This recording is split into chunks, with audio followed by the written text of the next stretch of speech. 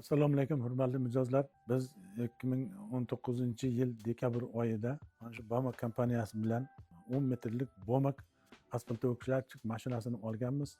Men Ostonov Norcha Qahorovich o'sha paytda Favqulodda vaziyatlar vazirligi qurilish boshqarmasining o'rinbosari vazifasida ishlaganman.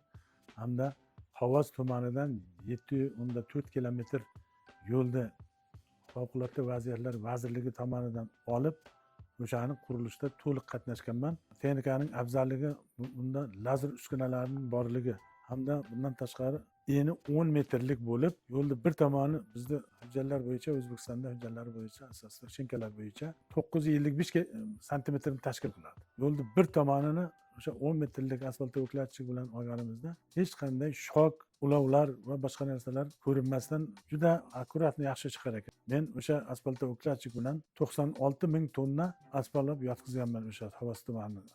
Lazer uskunalari qaysi tarafga qarab haligi qilsangiz, masalan, o'ravni olishga juda usta, juda qo'l keladigan texnika. Chunki yo'llar tik chiqishini, yo'llarni uzoq yillar davom umr ko'rishini inobatga olsak, mana shu texnikani yo'lchilar va boshqa yo'l quradigan tashkilotlar olishlarini iltimos qilib qolaman. Sababi bu texnika juda yaxshi texnika.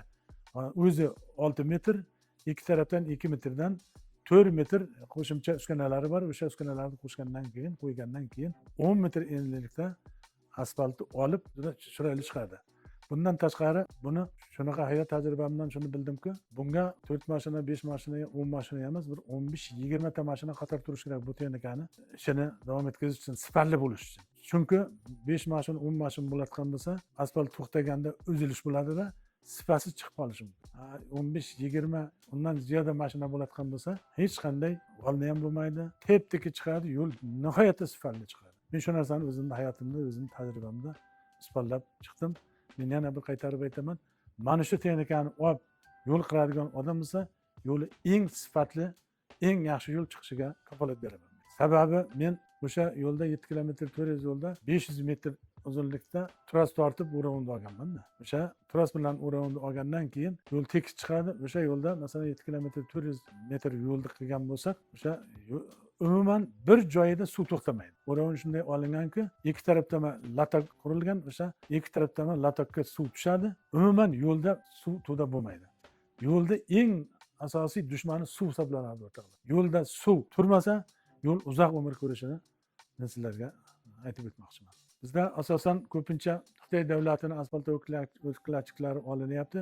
O'sha asfaltovo'klatchiklar bilan yo'l qurilish ishlarida asosan ishlar ketyapti. Lekin ularda lazer uskunalari yo'q birinchidan. Ikkinchidan bu 10 metrlik yo 8 metrlikdan kichikroqda ularniki. Ular bilan qilganda, masalan 6 metrlik yo 7 metrlik asfaltovo'klatchiklar bilan yo'lda olganda yo'lda shok bilinib qoladi. Shu sababli Xitoynikidan ko'ra Germaniya davlatidan ishlab chiqarilgan mana shu asfaltovo'klatchiklarni olib ishlatish maqsadga muvofiq hisoblanadi.